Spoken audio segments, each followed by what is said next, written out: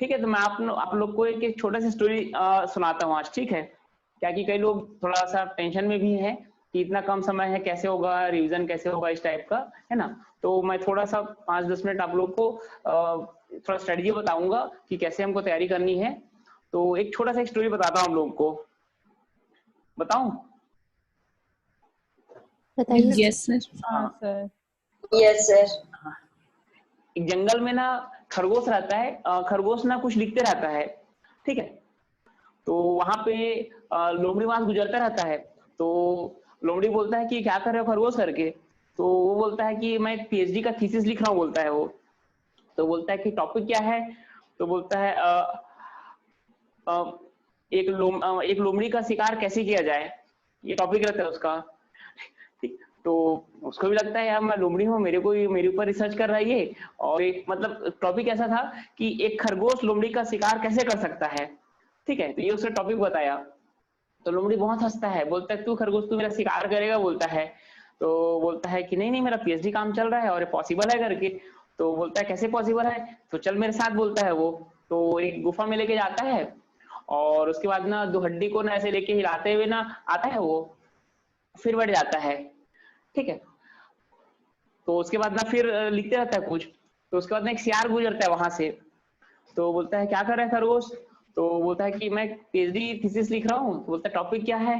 बोलता है एक खरगोश सियार का शिकार कैसे कर सकता है। तो उसको भी बहुत हंसी आता है कि यार खरगोश तू मेरा शिकार कैसे करेगा, कैसे पॉसिबल ही नहीं है, एकदम असंभव चीज है, तो फालतू टॉपिक है, रिजेक्ट हो जाएगा तेरा, तेरा साल बर्बाद हो जाएगा। तो बोलता है नहीं नहीं ये पॉसिबल है करके। तो बोलता है कि ना कैसे पॉसिबल है? तो चल मेरे साथ करके। फिर एक गुफा के अंदर उसको लेके जाता है और फिर हड्डी को लेके नाचते हुए आता है वो। तो एक्चुअली ओके, वो जिस गुफा में ले जाता है वहां क्या रहता है बताऊं? सर क्या रहता है? हाँ, वहां पे ना क्या होता है, एक शेर रहता है, ठीक है? और वो जो शेर रहता है उसका गाइड रहता है खरगोश का, ठीक? तो वो क्या उसका गाइड रहता है वो, है ना? तो तो यहाँ पे टॉपिक कुछ भी हो, है ना, गाइड को नहीं इंपॉर्टेंट रहता है, ठीक है? तो जो वो गाइड रहता है तो गाइड चीजों को क्या जो संभव नहीं उसको संभव बना देता है वो, ठीक है? तो टॉपिक कुछ भी हो, आपका गाइड कौन है ये बहुत इंपॉर्टेंट होता है, ठीक है? तो ये तो एक स्टोरी था, है ना? और ये रियल लाइफ में भी ये चीजें इंपॉर्टेंट होती हैं, है ना? कि आप किसके गाइडेंस में तैयारी कर रहे हैं, किसके गाइडेंस में पीएचडी कर रहे हैं, वो बहुत मैटर करता है ना? वो आपको कहाँ मतलब जो चीजें पॉसिबल नहीं है उसको भी वो पॉसिबल कर सकता है आप लोग के लिए। पूजा है कि आज ग्रुप में? पूजा नहीं है क्या? नहीं सर। हाँ हाँ। तो लास्ट टाइम ना सेट का एग्जाम हुआ था, उस समय ना जस्ट 1 महीना बचा हुआ था, ठीक है? तो 1 महीने में हमारे यहाँ जो एकदम फ्रेश न्यू ज्वाइन किए थे, तो नियर अबाउट 7 या 8 लोग उसमें से ना नेट सेट का एग्जाम निकाले थे, ठीक है? तो हमने 1 महीने में ना कुछ ऐसे इंपॉर्टेंट टॉपिक्स को पढ़ाए थे और उसके बाद ना एक्स्ट्रा क्लासेस भी लिए थे हम लोग, है ना? कुछ लोग जो होंगे उनको याद होगा। तो हम लोग 1 महीने में भी हमने क्या सेट का रिजल्ट दिए हैं, ठीक है? तो और अभी तो 20 दिन बचा हुआ है ना, तो घबराने की बिल्कुल बात नहीं है ना। आप एकदम सही गाइडेंस में और सही डायरेक्शन में आप लोग पढ़ रहे हैं और इसमें नेट के आप जेआरएफ भी निकाल सकते हैं। और हमारे यहाँ से लोग 2-2 से 3-3 महीने में भी नेट से जेआरएफ तक क्वालिफाई किए हैं, ठीक है? तो इन 20 दिन में आप लोग ना मैं आपको जो बताते जाऊंगा, है ना, और जिस हिसाब से अपनी स्ट्रेटजी होगी उस हिसाब से आप पढ़िएगा। तो सबसे पहला चीज, जो अगर जॉब कर रहे होंगे, ठीक है, तो आप कोशिश कीजिएगा उसको 20 से अभी 25 दिन बचा हुआ है, 25 दिन के लिए आप लोग लीव में ले लीजिए, ठीक है? जैसे मैं इसको रिकॉर्डिंग में इसलिए रखा हूँ ताकि कुछ लोग जो अटेंड नहीं कर पा रहे हैं उन लोग बाद में भी देख लेंगे, ठीक है? तो जो लोग अभी जॉब में होंगे वो 25 दिन के लिए लीव में कर दीजिए। अगर लीव छुट्टी नहीं देते हैं तो एप्लीकेशन लगा दीजिए, है ना, मेडिकल वगैरह लगा दीजिए। और अभी के टाइम में आपको 10 से 12 घंटे डेली पढ़ना है आपको, ठीक है? ये आपका स्ट्रेटजी रहेगा 10 to 12 आवर्स, ठीक है? तो उसमें आप हम जो पढ़ रहे हैं इसको भी आपको इंक्लूड कर लीजिए, कोई दिक्कत नहीं है। तो आपको 10 से 12 आवर्स डेली पढ़ना है ना? मैं आप लोग को अपने बारे में बताना चाहूंगा कि मैं जब एमबीए के 3rd सेमेस्टर में था, है ना, तभी मैं पहला नेट निकाला था, है ना? उस समय हमारे जो सिलेबस थे वो भी पूरे कंप्लीट नहीं थे, है ना? तो मैंने क्या किया था कि जब हमारी पढ़ाई चल रही थी है ना, एमबीए थर्ड सेमेस्टर का। तो मैंने नेट का जो सिलेबस था ना और जो एमबीए का सिलेबस था, तो उसमें जो जो कॉमन चीजें हैं उनका मैंने नोट्स बना के तैयारी करता था।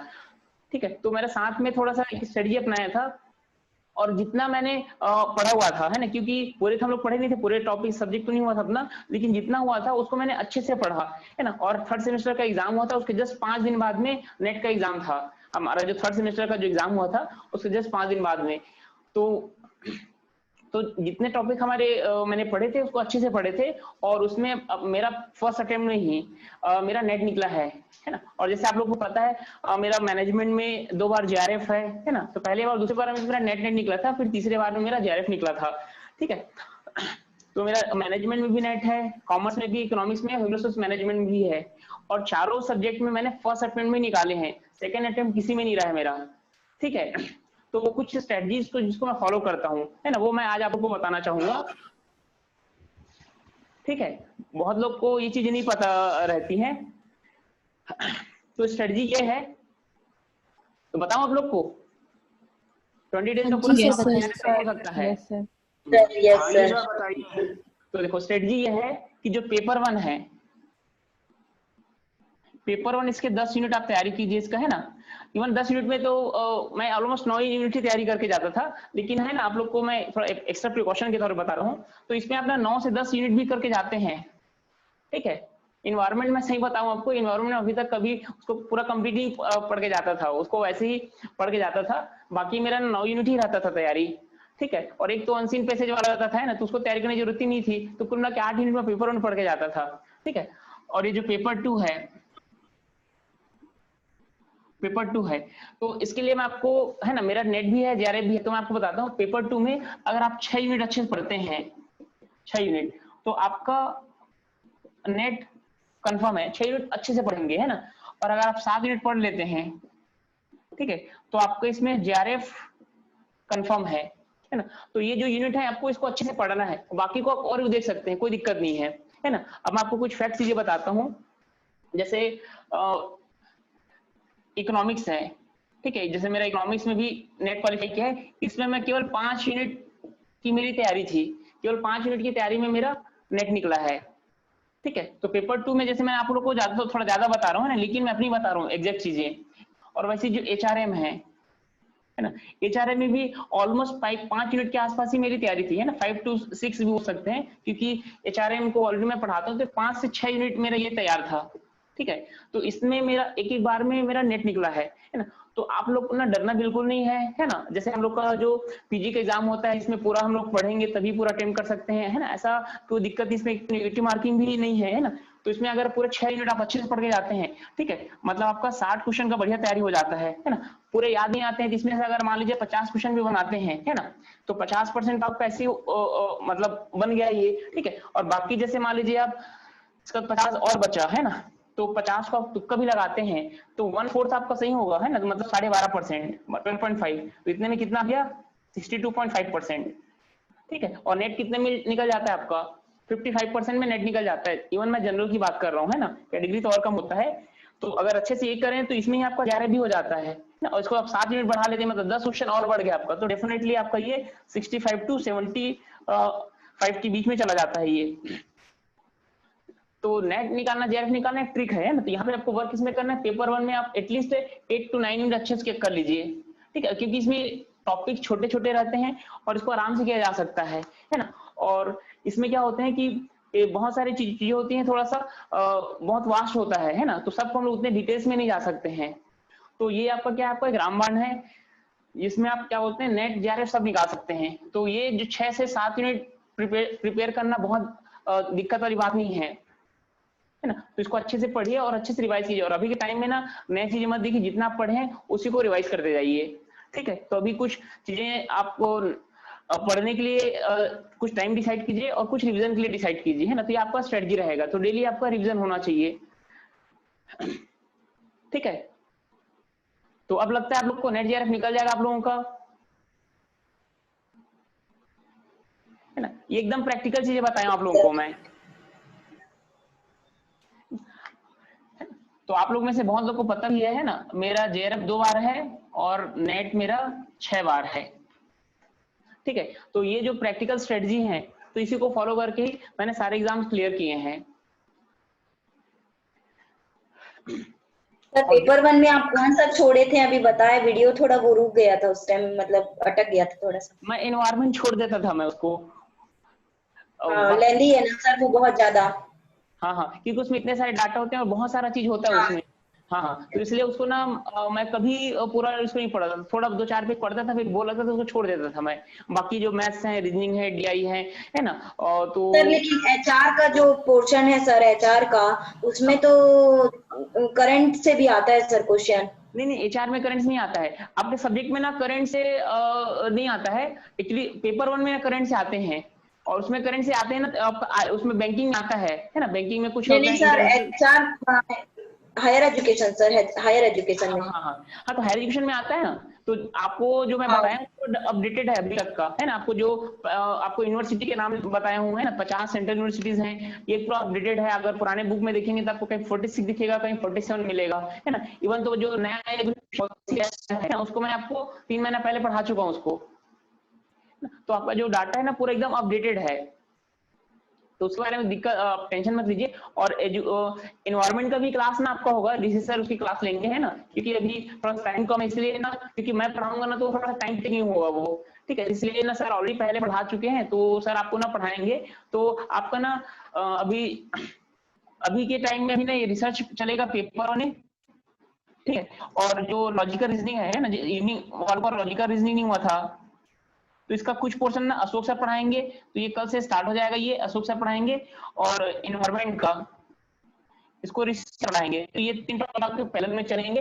तो मैं रिसर्च पढ़ाऊंगा, लॉजिकल रीजनिंग हाफ पोर्शन मैं पढ़ाऊंगा, हाफ पोर्शन अशोक सर पढ़ाएंगे। फिर पेपर 1 का हो जाएगा, फिर उसके बाद इसी टाइम पे है ना अपन पेपर 2 का पढ़ेंगे, जो टॉपिक बचा हुआ है वो, ठीक है। तो इसमें आपका एचआरएम भी हो जाएगा, इंडस्ट्रियल बिजनेस हो जाएगा, इकोनॉमिक्स भी हो जाएगा, ठीक है। आप लोग को मैं क्या करूंगा, जो नोट्स है ना उसका पीडीएफ आपको बना के भेज दूंगा, तो उसको आपको क्या करना पड़ेगा, आपको उसको प्रिंट आउट लेके रखना पड़ेगा, ठीक है। तो आपको नोट करने का टाइम आपको बचेगा, मैं आपको स्प्रिंट बस करते जाऊंगा, और जो भी डाउट होगा उसको हम लोग डिस्कशन कर लेंगे, ठीक है। सर तो पेपर 2 का क्या क्या पढ़ाओगे? और सर बैंकिंग ना। हाँ हाँ, बैंकिंग पढ़ाऊंगा ना, बैंकिंग तो कल से स्टार्ट करूंगा बैंकिंग को, ठीक है। बैंकिंग पढ़ाऊंगा आप लोगों को, एचआरएम पढ़ाऊंगा, और इंटरनेशनल बिजनेस एंड इकोनॉमिक्स, है ना। तो ये 4 टॉपिक्स में आप लोग को भी पढ़ाऊंगा, ठीक है। तो इसमें आप जो मॉर्निंग इवनिंग जो बैच वाले हैं सबका कंप्लीट हो जाएगा, और इसमें प्रिंसिपल ऑफ मैनेजमेंट भी है, ये है ना, एचआरएम में सब आ जाएगा। इसमें एचआरएम में ये भी आ जाएगा, प्रिंसिपल ऑफ मैनेजमेंट भी है, ऑपरेशन बिहेवियर भी है, तो ये सब इसी में ही एक ही यूनिट है वो, ठीक है। प्रिंसिपल ऑफ मैनेजमेंट ओबी ऐसे करके है। तो इसका नोट्स बना हुआ है, मैं आप लोग को भेज दूंगा, उसको आप लोग प्रिंट आउट करा लीजिएगा, है ना। बहुत अच्छे से मैंने नोट्स बनवाया था लास्ट टाइम में। तो आपको ना बस टर्मिनोलॉजी को समझना है ना, शब्द को देखिए, उसका तो मीनिंग तुरंत माइंड में क्लिक करना चाहिए। तो ये ना आपको नोट्स आपको मैं प्रोवाइड करवा दूंगा, है ना। उसको आप लोग थोड़ा सा कष्ट करना पड़ेगा आप लोग को भी, है ना। मैं भी 3 से 4 घंटे पढ़ाऊंगा, मैं भी थोड़ा कष्ट करूंगा, आप भी करेंगे, तो दोनों मिलके एक बहुत बड़ा अचीवमेंट प्राप्त कर सकते हैं, ठीक है। क्योंकि आप लोग का सक्सेस ही मेरा सक्सेस है, ठीक है। दैट्स व्हाई दिस इज की टू सक्सेस, ठीक। Yes sir. हाँ, तो आप लोग ना अभी 3 से 4 घंटे होगा तो ना डाटा आपका लगेगा, तो डाटा भी आप लोग ना एक्स्ट्रा चार्ज करा के रखिएगा, ठीक है। और आपको जो पीडीएफ भेजूंगा मैं, है ना, हिंदी इंग्लिश, हिंदी और हिंदी भेजूंगा, इंग्लिश और इंग्लिश भेजूंगा, आप उसको प्रिंट आउट करा के रख लीजिएगा, है ना। कैम स्कैनर से उसको करूंगा तो फोटो खींच के तो अच्छा आएगा वो, तो उसमें कोई दिक्कत नहीं होगी। और मेरे जितने मैं आपको नोट्स प्रोवाइड कर रहा हूँ, है ना, उतने को बस अच्छे से पढ़िए, ठीक है। आपका 100% आपका नेट जेआरएफ निकलेगा, ठीक है। और अब इधर उधर ना बाकी चीजों पे भी फोकस मत कीजिएगा, जितना पढ़े हैं वो, जितना मैं पढ़ाऊंगा वो, बस इतना ही पढ़ना है, इससे ज्यादा कुछ नहीं पढ़ना है, ठीक है। और अगर आप इतने यूनिट तैयार कर लेते हैं, क्योंकि मैं तो आपको पूरा तैयारी करवाऊंगा, है ना। पेपर 1 का भी 10 यूनिट्स होगा, पेपर 2 का भी पूरा 10 यूनिट्स होगा आपका, है ना। और किसी कारण कुछ यूनिट्स आपकी मतलब आप उसको कर नहीं पाते हैं, तो इसको टारगेट रखिए, है ना। ये आपका मिनिमम रिक्वायरमेंट है, और ये आपका 100% प्रूव्ड प्लान है ये, है ना। ये खुद मैं अप्लाई कर चुका हूँ, ये सक्सेसफुल प्लान है ये। तो इतना भी आपका हो रहा है ना, तो मतलब आपका तैयारी अच्छा है ना। घबराने का, चिंता करने कोई बात नहीं है, ठीक। तो जो पुराने स्टूडेंट इतना ऑलरेडी हो चुका है ना, मैं जो बता रहा हूँ अभी के डेट में कंप्लीट है आप लोगों का।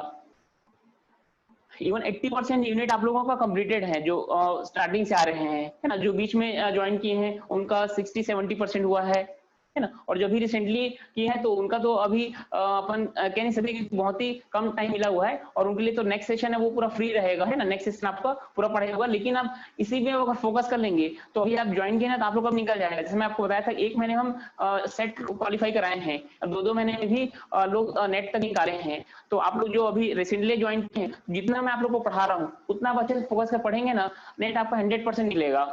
केवल उतने को फोकस जितना मैं पढ़ा रहा हूँ, एक्स्ट्रा कुछ मत पढ़ना आप लोग।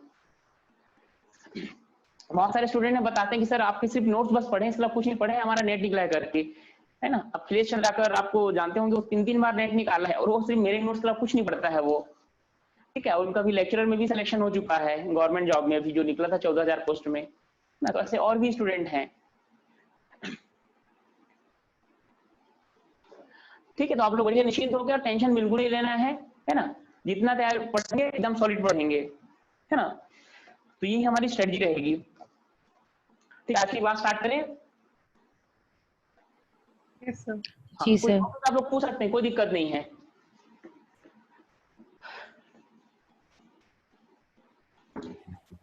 सर क्लास की टाइमिंग क्या रहेगी? अब डेली ना 1 बजे से होगी, अभी 1 होगी। अभी पेपर 1 तो ना मैं इसमें भी रिसर्च कंप्लीट करूंगा और प्रोजेक्टिंग पढ़ाऊंगा। तो उसका पेपर 1 ना आप लोग का जो पहले सारे आप लोग को यूनिट पूरा कंप्लीट हो जाएगा आप लोगों का, है ना। उसके बाद इस टाइम पे क्या होगा, इस टाइम भी पेपर 2 का होगा, कॉमर्स मैनेजमेंट का, ठीक है। जैसे इवनिंग वालों का ना केवल वो बचा है लॉजिकल रीजनिंग और एनवायरनमेंट, दोनों बेच का बचा हुआ है ना। और मॉर्निंग बेच का केवल एनवायरनमेंट बचा हुआ है, ठीक है। और ये रिसर्च है तो इवनिंग में तो एक बार हो भी चुका है पूरा, है ना। इवनिंग वालों के लिए रिवीजन है ये। हाँ सर। हाँ, चलिए स्टार्ट करते हैं इसको, है ना।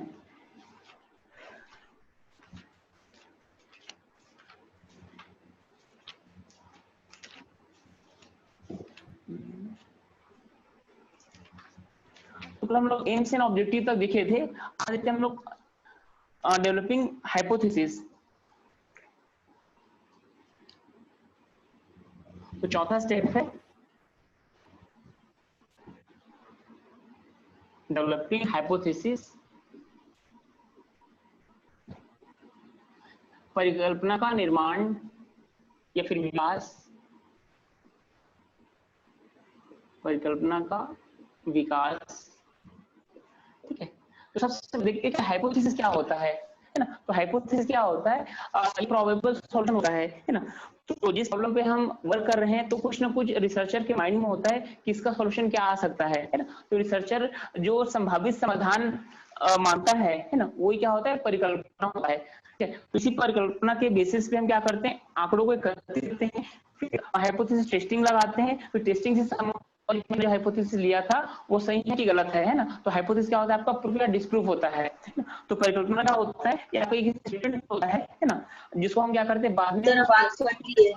ऐसा ही क्या है, 1 मिनट।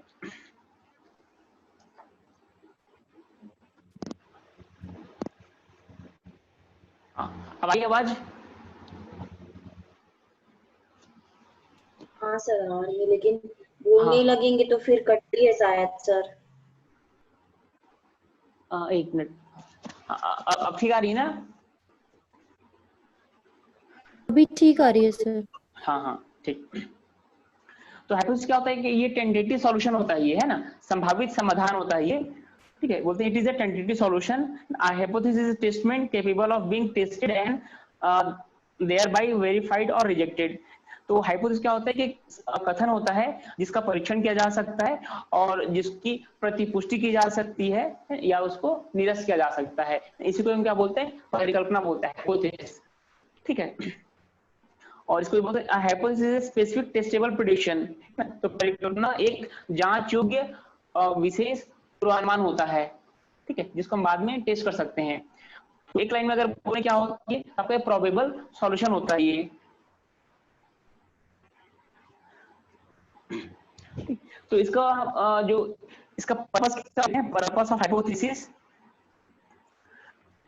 तो हाइपोथेसिस का उद्देश्य क्या होता है कि hypothesis is used in an experiment to define the relationship between two variables.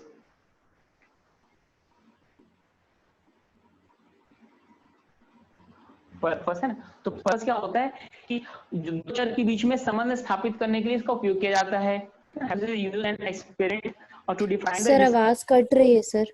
ऐसा क्या? हाँ, एक मिनट।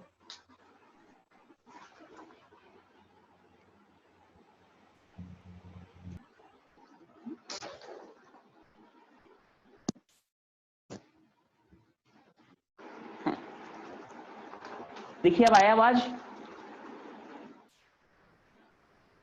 आ रही ना आवाज? यस। हाँ सर आ रही। ठीक।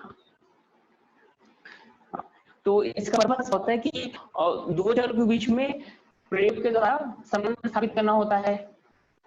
तो इसमें बोल सकते हैं कि एक के बीच में संबंध है, दो चर के बीच में संबंध नहीं है। तो इसका पर्पस क्या सर होता नहीं आ रही आवाज, कट रही है सर आवाज। कट रही है सर आवाज। है? सबको कट रही है क्या आवाज? हाँ सर। सर ठीक ठीक। जब आप फ्लो में बोल रहे हैं ना तब आपकी आवाज कट रही है।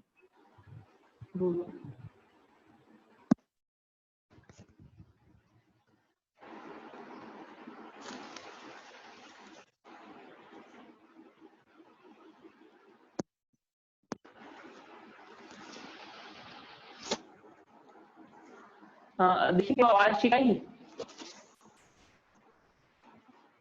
कट रही है सर, अभी आवाज कट रही है सर। कट रही है सर। ऐसा है क्या? से आज तो सब ठीक चल रहा है, कट कैसे रही है? सबके में आवाज कट के आ रहा है ना, कि कुछ लोगों में कट रहा है? यस कट सर रही है सर, सबके काट रहा है सर। कट रही है सर। ऐसा क्या? यस सर आवाज कट रही है। हम्म।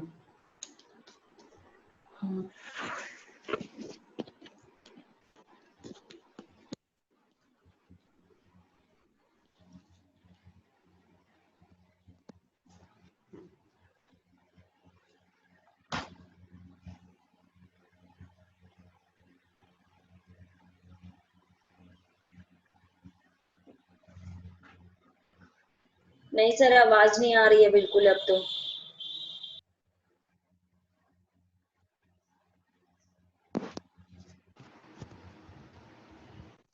हाँ अब देखिए, अब आ रही आवाज? ये सर आई। हाँ सर। हाँ हाँ ठीक। तो इसका पर्पस क्या होता है कि दो चरों के बीच में परीक्षण के द्वारा, एक्सपेरिमेंट के द्वारा संबंध स्थापित करना है ना, उनके बीच में रिलेशन है कि नहीं है, उसको ये क्या करता है, स्थापित करता है ना। और ये क्या करता है, ये आपके क्वेश्चन का आंसर देता है ये, ठीक है। तो ये चरों के बीच में संबंध स्थापित करता है और प्रश्नों के उत्तर देता है। तो ये इसका क्या होता है, मेन पर्पस होता है, ठीक है। और इसके बेसिकली दो प्रकार के होते हैं हाइपोथेसिस। जो हाइपोथेसिस होते हैं दो प्रकार के होते हैं हाइपोथेसिस। एक होता है नल हाइपोथेसिस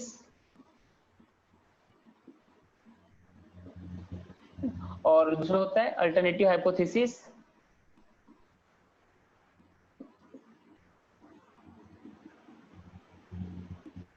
इसको बोलते हैं शून्य परिकल्पना और इसको बोलते हैं वैकल्पिक वैकल्पिक परिकल्पना बोलते हैं इसको। तो शून्य परिकल्पना क्या होता है, जो जन सामान्य में जो कुछ प्रचलन होता है ना, मतलब बोल सकते हैं कि कॉमन पीपल में जो एक बिलीव होता है ना, तो उसको हम किस में लेते हैं, उसको हम नल हाइपोथेसिस में लेते हैं, ठीक है। तो ये क्या होता है, it is a very useful in testing the significance of differences, ठीक है। तो हम नल हाइपोथेसिस का जो यूज करते हैं, तो जो वास्तविक में बोल सकते हैं कि दो चीजों के बीच में कोई भी अंतर नहीं है ना। तो इसमें आप ऐसा समझिए कि इसका जो यूज होता है, एक तो हम जन सामान्य में जो चीजें व्याप्त हैं तो उसको सही मानते हैं ना, उसके लिए इसका यूज करते हैं। और दूसरा चीज, दो चीजों के बीच में कोई भी अंतर नहीं है या फिर अंतर है तो वो सार्थक नहीं है ना, तो अंतर की सार्थकता को पता करने के लिए यूज करते हैं। तो यहाँ पे क्या होता है कि इसको सर आवाज कट रही है सर। ऐसे क्या? हाँ हाँ अभी आई क्या आवाज? नहीं सर कट रही है। नहीं आ रही है सर, कट रही है बार बार।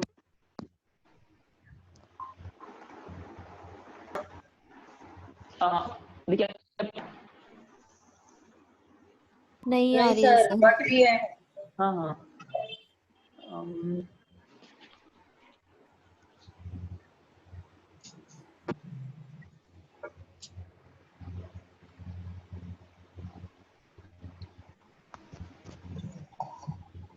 अभी आई क्या आवाज?